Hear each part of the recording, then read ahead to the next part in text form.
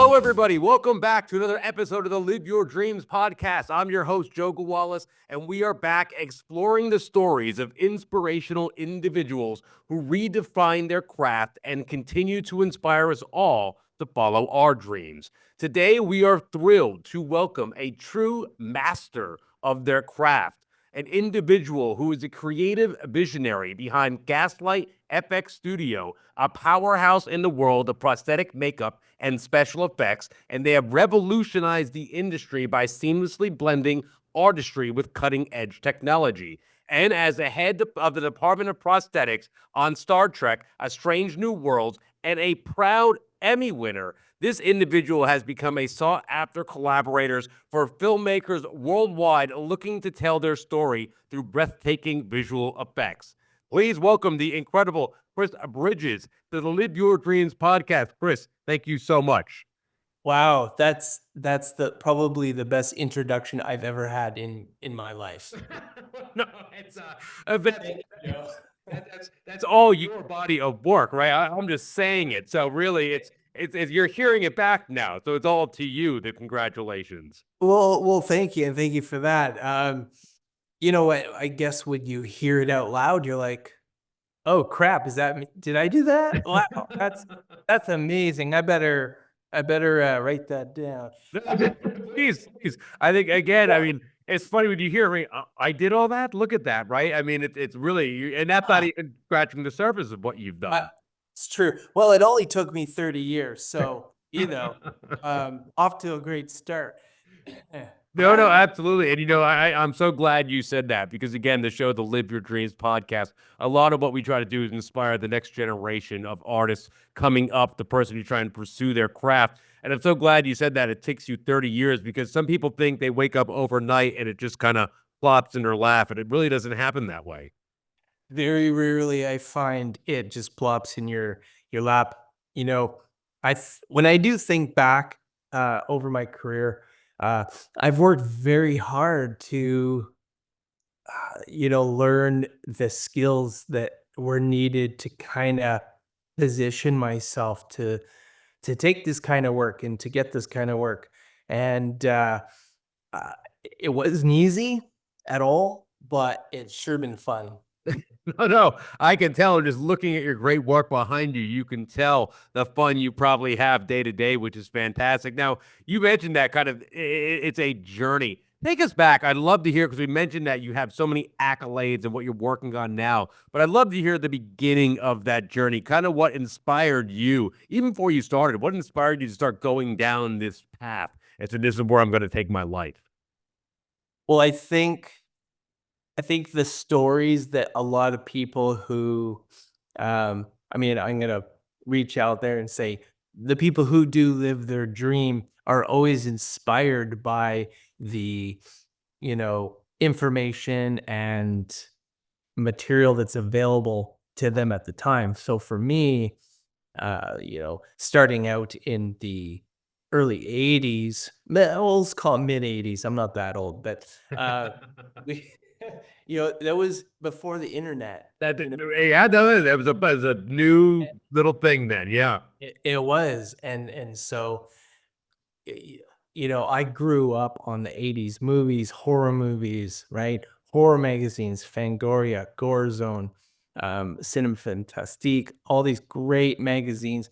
And I just remember growing up, pouring myself through these issues. I couldn't wait to run home and make a mask, design something that was based off of something, I've seen in these magazines on the horror venues, all the horror movies like Friday the 13th and Halloween and John Carpenter's The Thing, Oh, yeah, yeah. right? The list goes on and on. And even before that, I grew up a creative child. My mom told me when I was 5 years old, gotten a hold of some balsa wood and little those little bendable thumbtacks, and for reams of paper, hole punch paper, you could put them in bend 'em on. Sure, yeah, yeah. Yeah, and I had built a articulated human hand out of wood. And I'm like, "That's amazing. Tell me you've kept that." She's like, "Oh, no, there's no proof, son. There's no proof, but no pictures." But yeah, so this journey started when I was just an infant, but not an infant, but a toddler, and then from there, uh, yeah, I was always drawing and painting and building model kits, and I love Transformers and toys, and I think also, when you talk about creativity, I think it's important to always be in touch with that side of you that loves to play. Yeah. And I'm not saying, you know, big boy toys. I still have trunk loads of Transformers and, Gundam and model kits. Sure, sure. And I think staying in touch with that side of you always just keeps that creative side of you alive. And I think that um, it is important that you don't pack that away, no matter who you're with. Maybe you're with a wife is or a girlfriend is like, "Why are you playing with that stuff?" It's like, trust me, it's doing me good. Um, you're absolutely right about that. I'm so glad you said that. Especially Yeah. anybody in the creative fields, if you tap Yeah. out of your inner child, how can you expect to create that art from that supposed to come within if you just give that up? You can't. You really can't. So that was my journey into high school, junior high, high school. I started making vampire teeth and masks, and I'd sell them to my friends. Starting really early that entrepreneurship Sure. and uh, and honing my craft and basically got into the film industry when I was about 18. I got my first opportunity and then sort of never looked back. I kind of realized, wow, I can make money. I can do this. This is a thing. This is an occupation. I think this is what I want to do. And it wasn't always that way. I think in my mid 20s, I kind of had a bit of an existential crisis. Like I was working 3 jobs. I was trying to make ends meet and pay the rent. Truly a starving artist. Sure. And I managed to scrape enough money to go to, at the time, so I grew up in Alberta, Calgary, Okay. Alberta. Sure. Yeah, and their Institute Technology SAIT, I went there and I took an electronics program. I thought, "You know what? Maybe I should just get a solid job and fix arcade games." I don't know. Sure. Sure. Somebody, Sure. right? And, I dropped out a year and a half into the program because I just was drawn back into the film industry. Mm. It's very hard to get away from once you kind of touch it, isn't it? I mean, you It either know it's for you, or you run as far away as possible and never come back. It's like that's usually what yeah. yeah. Exactly. So that was pretty much my beginnings there. No, I love that, and I love the fact that you thought 'cause so many people realize when you have a calling and a passion, it's impossible to get away. Even if you take a break, I know a lot of people go out there, they may have children or families, and they kind of back away at some point, but you will find your way back if you love it, no matter what. It's almost like you can't get this out of your blood once it's in there. It becomes a part of your whole being. You're so right about that. And the other thing is I think having an environment that supports that creativity Mhm. really important. I can't my parents are divorced, so my mom raised me. She did a pretty good job, I have to say. And right, thanks, mom. And and she if I had some crazy idea. I wanted to build a monster. I wanted to cook a mold in her oven, stink up the house with foam latex. She let me do that. That's She never said, "No, what are you doing? Go get a job." And she always supported my endeavors. And I really appreciate that. I think that that's really helped me to have the space to kind of, you know, play with all no, those great things. you're so right with the important with a safe environment to kind of find your craft to believe in yourself. It gives you a lot of belief in yourself. What I always found too, it's so important. Like you said, you were there, even though I'm sure your mom didn't appreciate the smells of those molds and whatnot going on. She saw you working so hard. So a lot of times, people may say, and I'm not saying this is for everybody, but I found a lot of times when people found that they don't have any support. It's also a lot of it because they may not be doing all the work. I always found a lot of things that I found too, when you're really out there and you're putting the work in, people have to, even if they don't like what you're doing, may, have some form of respect for the fact that you're dedicating and trying to make this your life's calling. Yeah, absolutely. Absolutely. So I think there's something to be said for the right environment, and definitely the drive and the passion for what you do. And I think it's also one of the other things that I really appreciate, and I kind of try to tell people and kind of really ingrain in people, is that it's not easy, and you just can't give up. Like, you just have to keep pushing through. There, the, I think my biggest break was in 1996. I was I was living in a house with a buddy, or splitting the house, and I had about $300 in my bank account. I was like living hand to mouth, Absolutely, yeah. and I was really looking at what I was doing. I was like, what's going on? Like, I'm scraping by. I don't know if I could even go another month without just putting this on a shelf.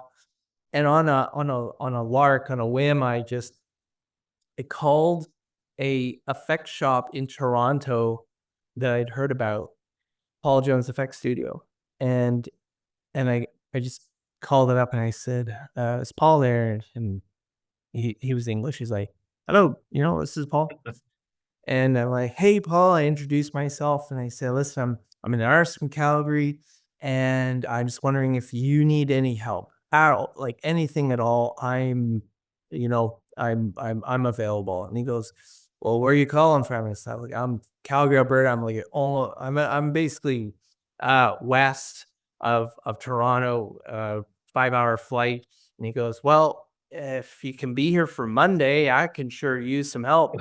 I spent my last $300 on a plane ticket, and I hopped on the plane. I had some family. I had some family in Toronto, some cousins, so I had a couch to sleep on. I know that's enough, right? That's something. That's all I needed, is a place to curl up, and I was there bright and early, 8 a.m. on Monday, and I worked to probably like 12 hours a day, 7 days a week for 2 years straight. No, you're paying the dues and you're putting the work Yeah. in, and yeah, you did say you need help, right? You didn't say let me get a free ride. So you Yeah. Yeah, and I did, absolutely. and I learned a lot, and I did whatever I was asked, and it was probably the best thing I ever did. I'm sure you gained so much knowledge and had mentors that probably affected the rest of your life by going on that journey and getting on that plane. Absolutely. Yeah. Yeah. I think everybody, there's a lot of people that don't realize when there's so many opportunities. You picked up the phone to try to find one, right? I mean, you didn't sit back and say, I'm going to feel sorry for myself and do nothing. You actually took action and left your life. That's not an easy thing to do. Irregardless Yeah. if you have $300 or 3 million in the bank, getting up and moving your life is never an easy thing to just do. Absolutely, absolutely, it's not easy, and I think back to that decision, and I could have went to Vancouver.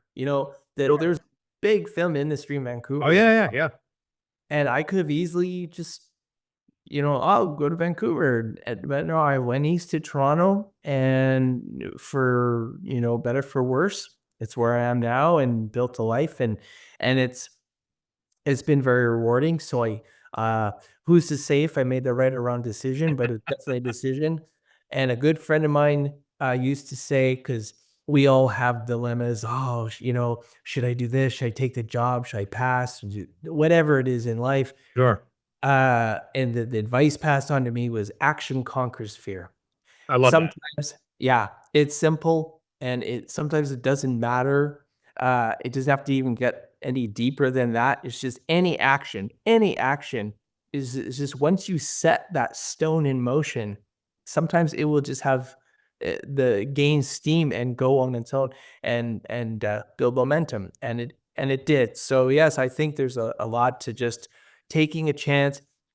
Some people might feel they're not qualified or don't have the experience. And while that may be true, it doesn't hurt in just reaching out and doing something about that. No, you're absolutely right, and there is people there that can help, and they do need the help to get people around them, and it's amazing that I think that's some of the best advice I've heard on the show, really. I love what you just said there. It's gonna change, hopefully, a lot of listeners' lives. I'm serious about that. That's what people need to hear because, like you said, I found so many people are just paralyzed by fear that they let years go by without ever doing anything, and then you get more self-doubt, and then really, life passes you by, it never happens at that point. Exactly.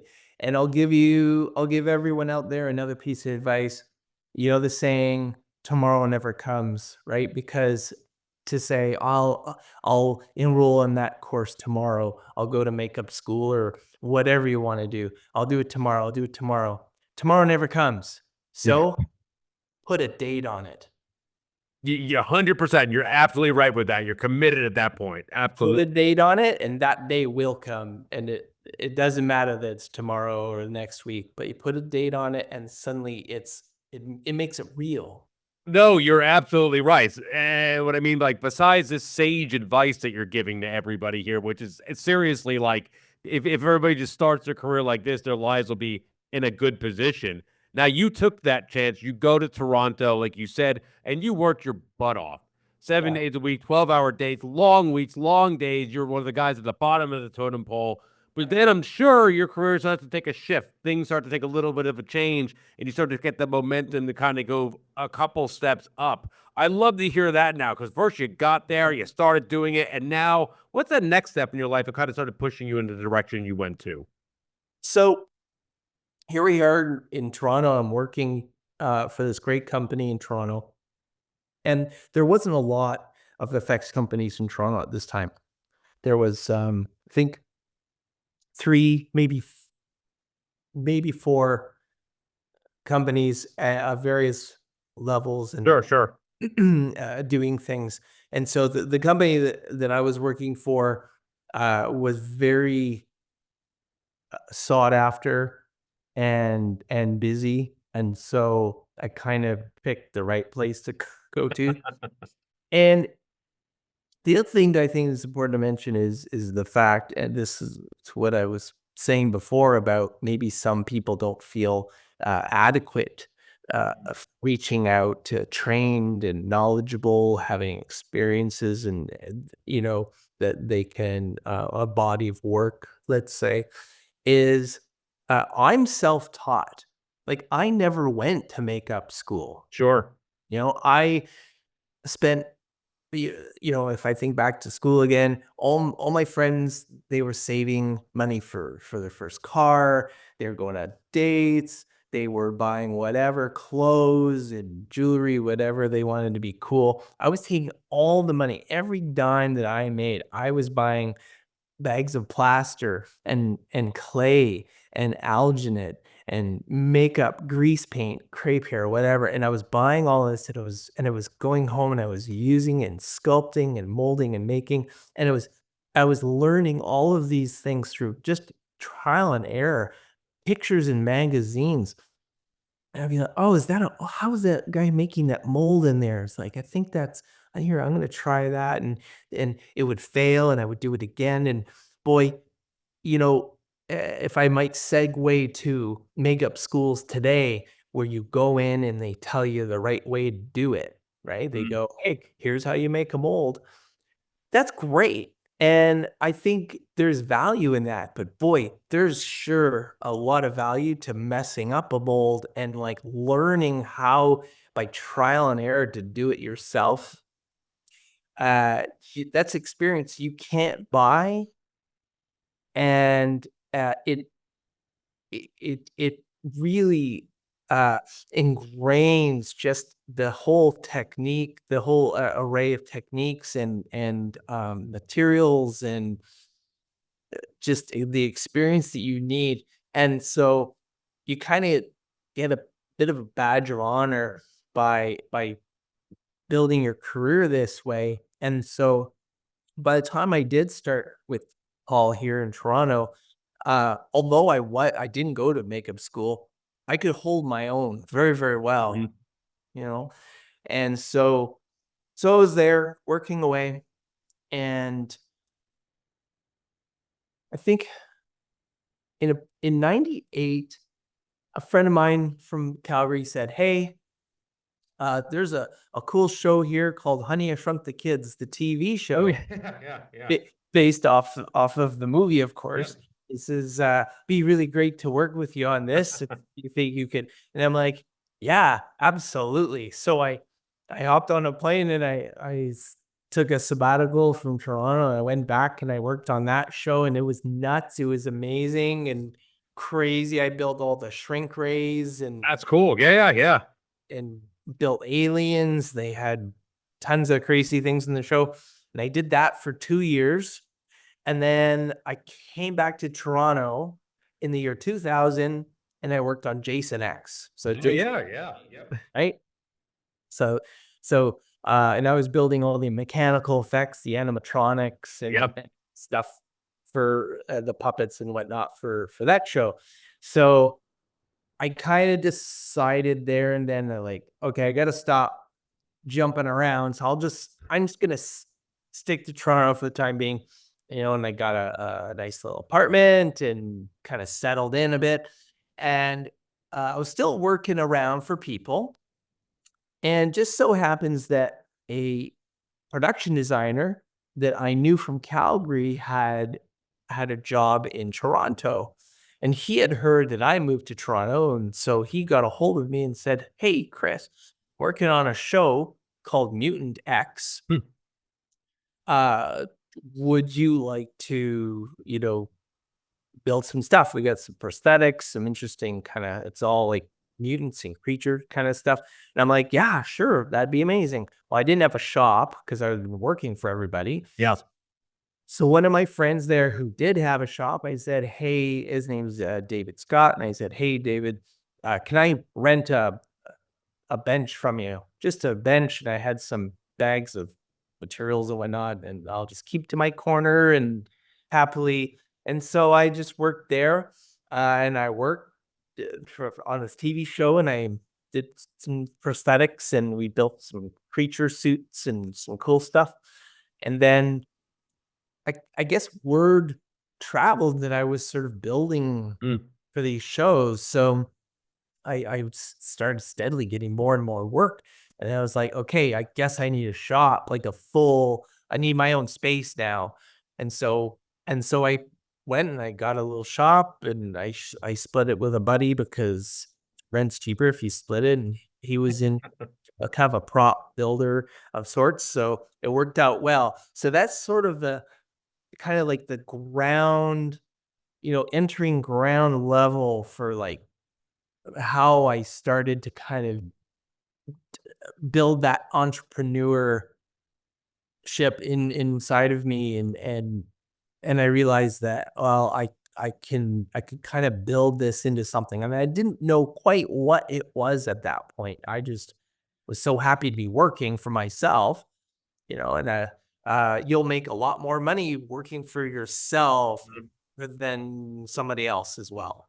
No, you're absolutely right, and again, I love that you said that. You didn't know the conclusion when you started on that journey, and you Mhm. said it at the beginning that the action's gonna conquer the fear. You're gonna get out there, you're gonna have that. You keep taking these steps of action, but you're not just, whimsically throwing things in the air. These are strategic maneuvers. You're doing your time, you're putting the work in, and like you said, your reputation slowly builds to the point where you go, "You know what? Now I do have to expand to getting my own studio, making my shop, making this happen," because you set it up by taking action. Yeah, yeah, you're so right, and so all those little pieces of the puzzle just started fitting, into place, and and then I kind of listen, there's this thing about being an entrepreneur, about being self-employed and running this business. A lot of small businesses fail Yeah. because people don't have the training in business to run a business. They go, "Hey, I'm good at making this, So I'm going to make this and sell a lot and get rich, hopefully. And a lot of time it doesn't work out that way because there's so many hats that you need to wear to run a business. You need to be an accountant. You need to do the marketing, and you have to do the work, and you have to go to the post office, maybe ship it out, or you have to do whatever, take the meetings. And so there's only so many hours in a day. And so you start needing help, right? So that's when you start going, okay, I need one guy to help come in. You do this over there, great. And so that action you start building. Now you can start building your company. You have maybe 2, 3 people. They may not be employees. Maybe they're just people that come in and help. They're contract workers or what have you. And so, and so you take that ball and you just kind of pretend you know what you're doing, but you really don't. There's no manual on this yet. Like, again, like, you could start reading up on business. I never did. And then I wish I did. If I think back 20 years ago, I wish I'd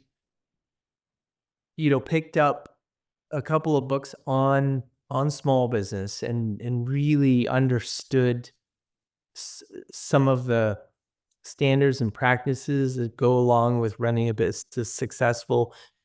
How to streamline things and do things in an efficient way. Uh, and I think that would have been very helpful for me. And I managed to kind of push through that. And I guess I'm lucky in that respect. And the film industry itself is just, it's such a bizarre place Oh, for yeah. artists, Yeah. like, just short of burning a set down, you'll probably likely always be working. It's I know people that have done some tremendous faux pas, and it's like they're still working. So, you Yeah, know, it's a unique world that everybody's in, right? Yeah, it just kind of has its own set of rules that are just once you get in it, you really can't fit anywhere else in the world, right? Like it's so true. Now it's not to say that I don't have transferable skills. Like, I thought, oh boy, if I ever had to drop out, I'd probably my wife says you should build furniture or do something. yeah. Okay, well, possibly. Like, I haven't even stopped to think of, like, what would I do if I wasn't doing this? It's kind of a scary thought. It's a scary thought, right? And it's again, there's a lot of transferable skills, but it's the whole like culture of the world that would be like the culture shock for everybody that leaves this business. I mean, you put 30 years in. I mean, you go build furniture somewhere, it's like a whole different dynamic of culture. It's like moving to a whole different universe, planet at that point. It's a very unique world. It is like the rest of the world is going home at 4 or 5 o'clock and have dinner, and I'm still on set till 10 p.m. or at the shop till whenever, and it would be like you say, a huge culture shock for someone just to is have an exodus into this sort of world outside the film industry. No, no, you're absolutely right. And talking about that's the perfect way to talk about this. Now you start opening up your shop, you're getting more into your own entrepreneurial spirit.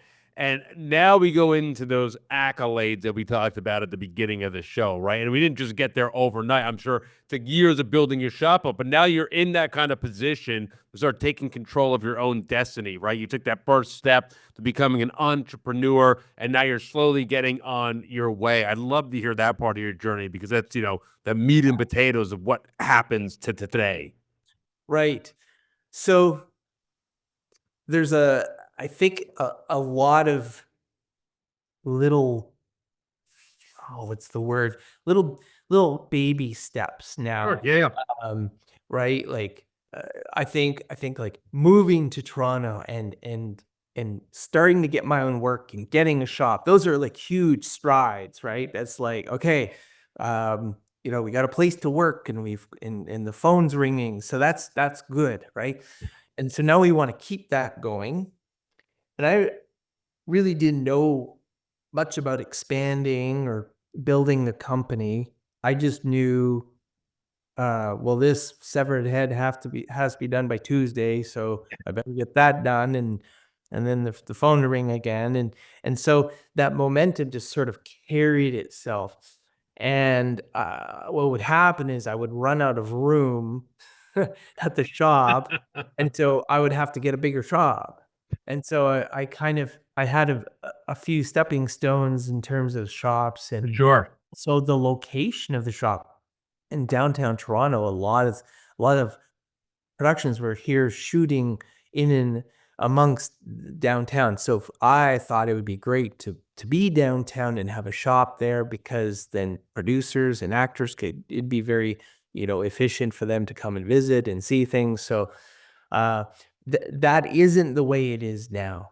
There are so many productions everywhere, and there's in Hamilton and Etobicoke and all, in Markham. So I decided, this is kind of like fast forward to now, that I wasn't really worried about where I was. Mm.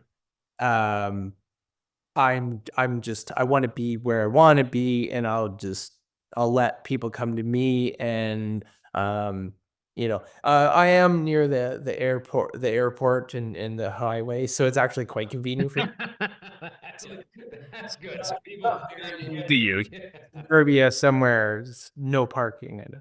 But anyway, to continue with the building up, so but building the clientele, and of course, dealing with competition is always hard. These are people that you work with on set on different projects, so you all try to play nice in the sandbox, and there's always one person who doesn't, and so you have to, you're you're always gonna have to deal with that.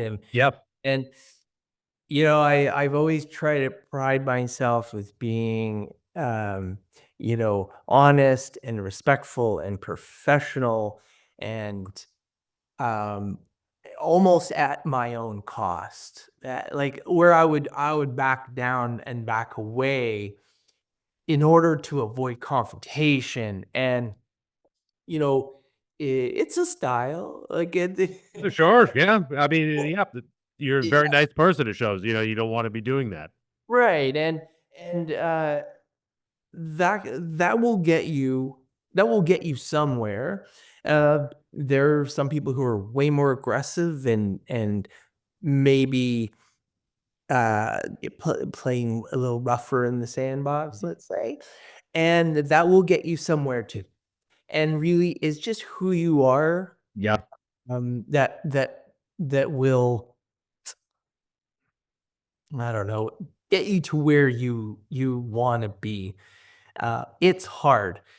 And I think no matter where you're coming from, if you're aggressive or a little gentler or whatnot, I think that um, you're going to, you're always going to have challenges in dealing with people. Yeah. In this industry, I answer to the producers in town, and some of them are really great, and some of them are really tough, Sure. right? And I'm pretty good at navigating that. I think I'm really good at disarming people who come in like a bull. I can kind of go, okay, and I'm really good at problem solving and coming up with solutions. And I think you're gonna find there are situations where things go wrong, as they always do and always can. And so I look at them as opportunities to shine. You know, I think instead of losing my head and blaming Larry for not bringing what he needed to bring or whatever, it's an opportunity. Producers don't want to hear excuses. They really don't. They're not going to hear it. That's their problem, right? That's your problem. That's yeah. Yeah. They want to hear. There might be problems. They want to hear solutions. Exactly. They want to be surrounded by people who know what they're doing. And so I think I have a knack for that. And so that's definitely been part of my, you know, I don't call it a master plan, but definitely part of the roadmap is just, I think anyone who can just take themselves out of a situation and just think about it and go, okay, well, what do I got to do? This is a disaster, and how do I, you know, you can usually find a way to kind of pull things out of the fire. And if you can't, and if then, so be it. But I think it's always just really great to have that uh like a calm head about yourself, and always surround yourself with people who are of of uh of a feather, kind of good natured, works well with people, and I think that also builds an atmosphere for success, which is a good thing. So, let's see. Going back to build. So yeah. So I've told you about some of the qualities that I think have helped me Yep. along the path, and I think I don't think it was like treading water, stagnant, but I was there's this glass ceiling. And I think no matter where you go, you could find it. It's where you kind of plateau in your Oh, business. yeah, yeah. No, 100%. Yeah. Right? Maybe they say you get 80% of your business from 20% of your contacts. Yes. Right. And that's really, really true. And so what happens when your contact list starts shrinking or retires, Yeah. or right, you get these new people coming in, they don't know you, and so uh it's really important to start making yourself known to these people. And oh my god, we've tried everything, websites and cold calls and like everything you can imagine. And I think there's no right way or wrong way to get yourself out there. Um, do a podcast, but it's the networking that is huge. And I think a lot of people forget to do that. Some people are naturally, like a Sure. user, and I'm not. I really have to work hard at it. I'm happy. I just bury myself in the work, and I go, Also, the art you love. It's very easy to get caught up in that and to forget to actually showcase what you're doing out there. It is. And for part of my journey, that was okay. But I think that when you get to a point where you have a fairly big shop, and you get fairly big shows, and you have a fairly big staff, when you kind of have to keep looking for work, because now Mhm. it's just not about you. Now you're like, oh, I want to keep my guys coming in. Yeah. Your responsibilities now. That's what I mean, that you grew, and that's what's so impressive. I love your story, Chris, really, because one, your passion for your craft, but you have this entrepreneurial spirit that literally started from when you were a kid trying to sell things to your friends and the vampire teeth. Like literally, this was like engraved in you, and look what that turned into now. It's incredible. But it still comes into that young man who was doing that. It's still in a way doing that today, right? I mean, that's just how it is. Yeah. No, it is. And I don't know how or why it was like that. It's just uh somehow I had that drive, and I seized the right opportunities at the right time. They say that you create your own luck, and I think what that means, if you could dissect it, is that you make a series of choices that end up presenting certain opportunities Mm. that are beneficial for you. And some people call that good luck, but it's really just laying the groundwork for success. You are absolutely right, and you're also absolutely probably gonna have a quotations book after this, podcast. You see, no, really, I'm serious. The amount of knowledge you're laying out here is literally fantastic, and I love the way that you actually enunciate it for the fans because it's so well thought out, but at the same time, so to the point, right? Like, you're not giving metaphors here that people are like, "Well, how do I have to dissect that?" That Yeah. was so well said, where, it's like, "Wait a minute, he's absolutely right." Yet it's so simple, but I'm not doing it. And that's what's so important. You're giving people a blueprint they can actually get out there and try to do. That's good, and I'm glad I'm coming across because I worry about things like I d you know, like I said before, I'm not I don't have a Bachelor of Arts. I'm self-taught and self-made, and, now I'm 55, and I have a great, wife of 20 years, That's right. Congratulations. and she's, like, so smart and so, like, business oriented that she's really been part and parcel of propelling, our company to the next level. Mm. Uh, yeah, because you can't do it alone, No, man. no.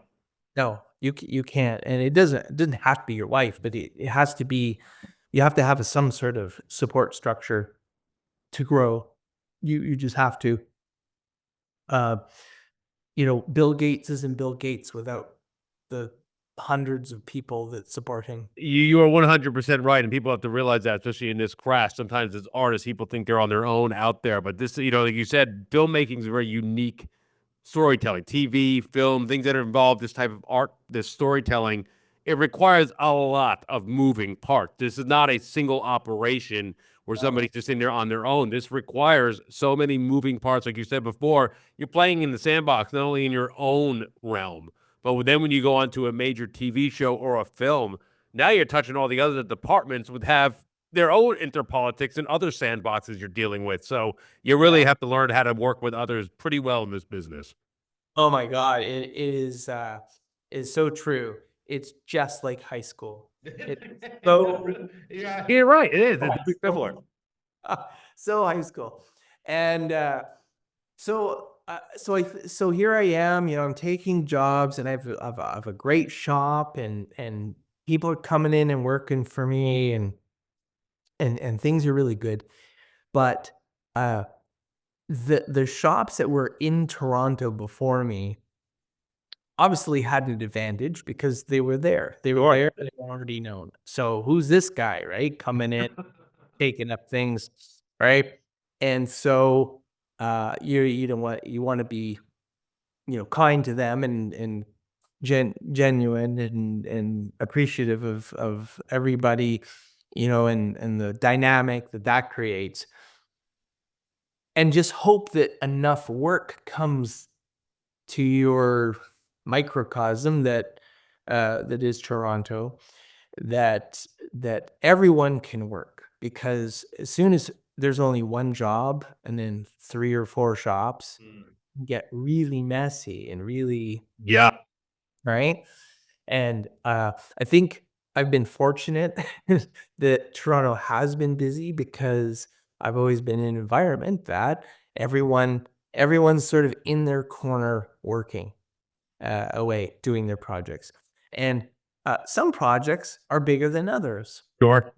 And so the shops that were sort of established in Toronto before me, they were taking the big shows, and I was sort of doing the rest. I was doing the little bits and the little props and the little commercials, and but I was okay with that.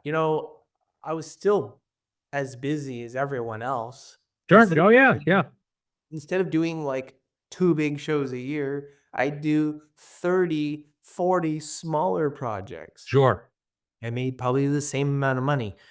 It's it was a little more harrowing trying to organize, and, Mhm. it's hard enough dealing with 1 production, imagine dealing with 10 productions, and Yeah. we do that all the time. We'll have 7, 8 little jobs, big jobs, whatever, and just managing, and, it's a logistical nightmare sometimes. Sure. Yeah. But we've learned to put some really great, tactics in place to streamline things, and I think that's important, and I think that comes from being exposed to, like, back to those business books that I was talking about and the standards and practices. Like at some point, you have to kind of pull up your socks, your big boy socks, and go, okay, I really need to get organized, Yeah. and that's hard to do. I am the king of distraction, self-distraction. I'm on my phone, on Instagram, I'm doing this and that, and, "Oh, I better check my email," and that's all, like, really you shouldn't be doing that to really stay focused, and so I distracting yourself is not good, so I'm always trying to, "All right, Chris, I'm not picking up my phone for, 5 or 6 hours. Yeah. I'm gonna buckle down here and do what I need to do." And so I think putting down your phone, getting off social media for uh at least the day. I mean, what's so important you have to stop the work that's paying the bills and go on Instagram and doom scroll. Like Yeah. that's not productive. And it's not good for the brain or the eyes, really. You're absolutely right. I mean, it's about self-discipline, right? If you have nothing to do, nothing wrong with that. But when you have a deadline, you need to set these deadlines. And again, like you said, as an entrepreneur or a small business owner, you are your barometer of measure, right? Like you have to make sure these deadlines are met. Otherwise, the company that's hiring you is no longer going to be hiring you. Yeah. But in a weird way, you're still employed, right? Because you employ yourself. So like even if they get disappointed and they're like, we're not going back to you, you're still technically employed by yourself. So it's a very odd thing being an entrepreneur. You have to find that real discipline to be able to continue to do that. Right. And that means you have to live with your successes and your failures. 100% right. Yeah. And it's really easy to make excuses like, oh, they didn't like what I made. Like I've never missed a deadline. I've worked really hard to make sure that I've delivered the things that I promised to people. And some people don't take that pride in their work, and somehow they manage to function, and that's okay for them. It's not how I live, or I expect people to make good on their promises to me, and vice versa, right? It's back to the days where a handshake was a It deal. made something, right? No, no, no. You're absolutely right. So there I am, working in Toronto. The business is going well. I'm taking basically everything that comes off my plate over my plate, uh, and I think part of me was also afraid of not taking work. If I said no, Sure. then oh God, he said no. I'm not going to call him again. You got to get that out of your mind. 100%. Say yes to what you can say yes, say no to what you need to say no to. The phone will ring again. It took me years, a decade to learn that lesson. The phone will ring again. It will, I promise you. No is a powerful word. Is it Yeah. not? I mean, really, so many people are afraid to use it and they make every excuse to get bogged down with things they actually don't want to be doing because Yes. they're unwilling to say the word no. Yes. Yes. You're saying yes. But it's so true. And so different opportunities started presenting itself. And then I believe in 2017, Star Trek Discovery came to town, and I managed to get some day work on that. And something strange happened on that show. They kept calling me back. Hmm. Like, not that that's strange, but I mean, they could have called anyone else. Anybody? Sure. Oh, sure. Yeah. They called me back. And so I became part of the crew, and then for second season, they made me a key, That's great. which was amazing. The department is run by James McKinnon, an amazing makeup artist, prosthetics makeup artist as well, from LA, who has, I think 6 Emmys and a huge background with Star Trek as well.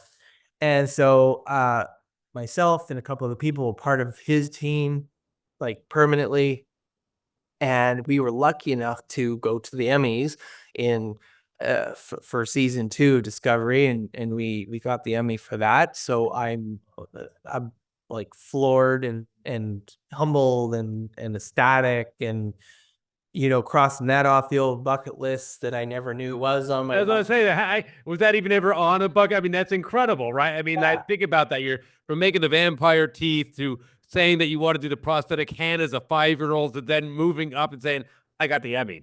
You can't make that. That's amazing, really. Congratulations, so good. Thank you. Yeah, and so, whenever I'm having a bad day, I have to just remember this, like, the all cool things that I've been able to do, and the accolades I have, and it does make the hard work worthwhile.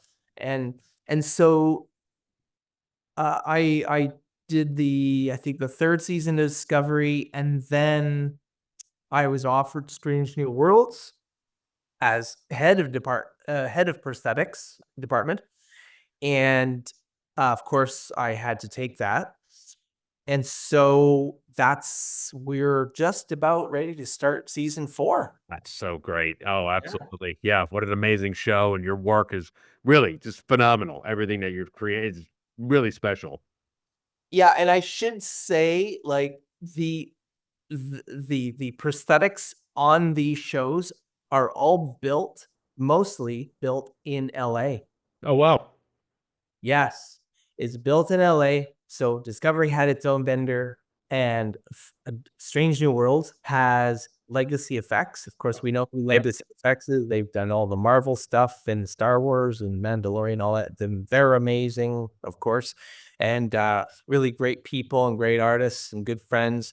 So they make everything, they ship it up, and I glue it on with my team, Yep. and we finalize it, and we have to make sure everybody's happy, and it's a bit nerve-wracking, but it's, oh, such an honor to be able to do that, and to, be on that show, especially as big of a Star Trek fan as I am. Oh, yeah. I mean, come on. And just the incredibleness of working on like a legacy show like that. I mean, come on. Just thinking back to the original to now and everything in between, there has been so many, and this franchise has been around.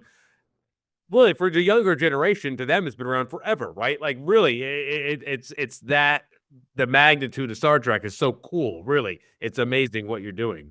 It is. I every time I walk onto the Enterprise bridge, I gotta pinch myself. Every morning at 5 a.m. when Ethan Peck sits in my chair and I glue on his Vulcan ears to turn him into Spock, Yeah. that's, again, like, what the hell is happening? If someone told me that 30 years, 40 years ago that I would be doing that, I'd be like, "Well, you're crazy. What are you talking about?" And Are you kidding me? Yeah, you imagine that I'm gonna be creating Spock here, right? I mean, yeah, nah, sure, maybe, right? yeah, And that's just incredible. yeah, yeah. And so that is basically kind of the I want to say the near future is season 4 on Star Trek Strange New Worlds, and we're about ready to launch a brand new website, which we've been working hard on for the last few months. And so that's going to be coming out at gaslightfxstudio.com. Oh, great. Yeah. And, we're going to, another thing that I always recommend to people is, like, get someone to manage your Instagram, because Oh, uh, obviously Instagram is anyone can use it, but if you're going to use it for business, you should probably either be very careful how you use it or hire someone to do it for you. mhm. 'Cause, it's something that can kinda get out of control, and right? What I mean by that is that line between using Instagram for personal, like, look at silly cat videos, and it generates this algorithm that, Yeah.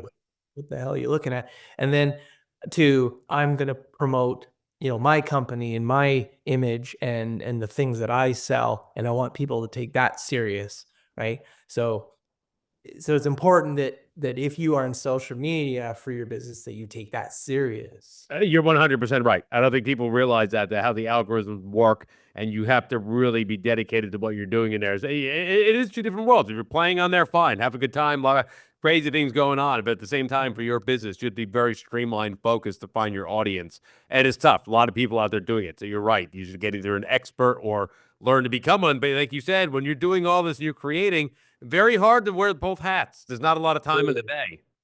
Yeah, it really is. Very, very true. No, it's amazing, and really, you are a phenomenal individual, Chris. It's been fantastic. I mean, really, everything you've done. You've already said your website. We can't wait to help to promote that. But anywhere else, our listeners can learn more about you. Do you have a personal website? Do you have a bio? Anywhere you want people to learn more about you, or are they waiting for the website to pop up? So we've constructed our website to not only showcase. It's not like a website that says, "Hey, we sell, cuts and bruises and blah blah," and here's a nice makeup we did. We've created it as a story. Oh, that's great. Right. So it's our story. It tells us like who I am, who Claire is, my wife and business partner, and it kind of touches on that journey. Mentions that I'm self-taught, and so when producers or aspiring makeup artists or whoever wants to come to the website, it's not they're seeing a little bit of me.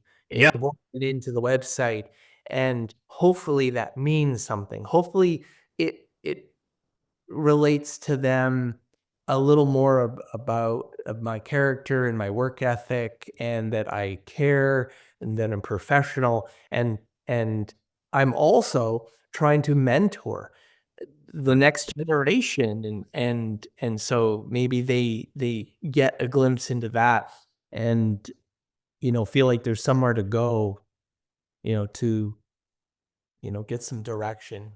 By everything you said on this show, I certainly hope any young aspiring artists or any artists that are aspiring choose you as their protege, because your knowledge is amazing. The amount you care for people, it really, you're somebody fantastic. To have you as a mentor, them as a protege is something really phenomenal, because you are going to be guiding these young up and comers so well. Your mindset, your understanding of the craft, but not only that, just how to approach it as a human being.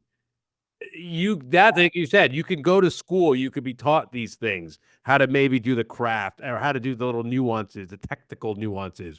But your knowledge and understanding how to actually do it as a person, to walk through your experience, how you handle life, is amazing.